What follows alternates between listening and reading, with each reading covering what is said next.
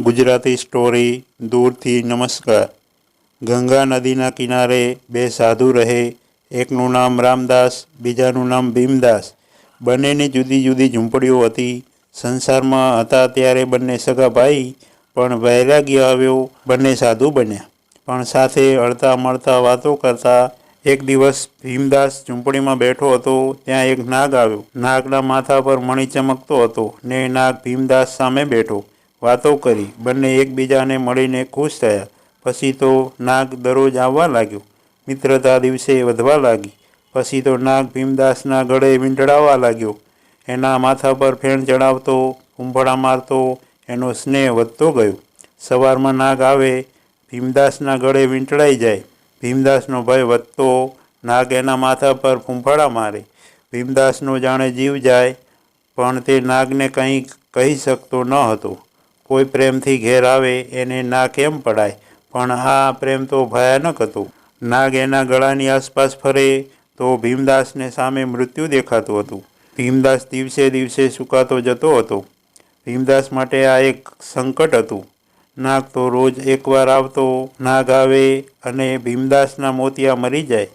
શરીરનું લોહી સુકાતું ગયું। ભય અને ચિંતામાં સુકાતો ગયો। એક દિવસ એ રામદાસને મળવા ગયો। રામદાસ એનો ભાઈ હતો। ભીમદાસને ડૂબળો અને ઉદાસ જોયો। એના મુખ પરથી હાસ્ય ઉડી ગયું હતું। રામદાસના મનમાં ધાસકો પડ્યો।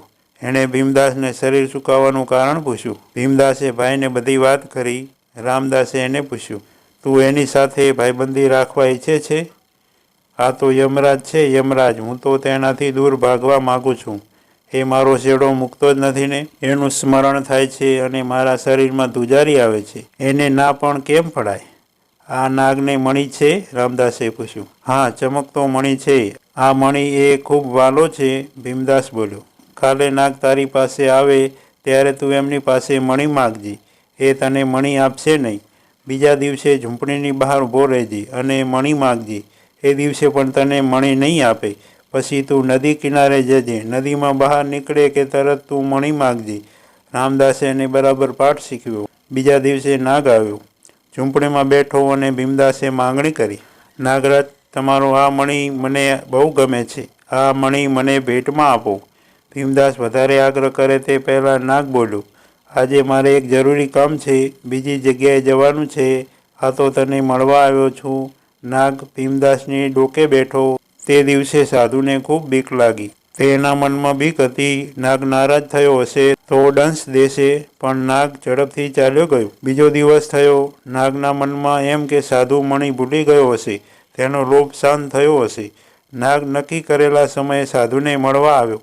સાધુ ઝૂંપડીની બહાર ઊભો હતો, નાગની રાહ જોતો હતો। તે બોલ્યો, નાગ, તમને મારા પર ખૂબ વહાલ છે, પણ આજે તો ભેટ લીધા વિના આવવા નહીં દઉં। મને મણી આપો। શા માટે લલચાવો છો? સાધુએ મણી માટે ખૂબ આગ્રહ કર્યો। નાગ તો ચમકી ગયો, ગભરાયો। તે બોલ્યો, હું તને એ કહેવા આવ્યો છું કે આજે મારી રાહ જોતો નહીં। મારે એક અગત્યનું કામ છે। આપણે એકબીજાને મળી લઈએ, બીજી વાત કાલે કરીશું। નાગ સાધુના ગળે વીંટળાયા। સાધુ તો શિવ શિવ જપતો રહ્યો। ત્રીજો દિવસ થયો। ઝૂંપડીએ જવાનું મન નાગને થતું ન હતું, પણ મિત્રને મળવાનો ચસ્કો લાગ્યો હતો। તેની સાથે વાતો કરવી હતી।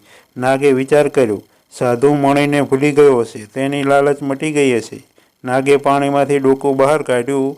સાધુ તો નદી કિનારે ઊભો હતો। સાધુએ બૂમ પાડી, ભાઈ, મણી માટે હું અહીં ઊભો છું। આજે તો પહેલાં મને મણી આપ, પછી બીજી વાત કરીએ।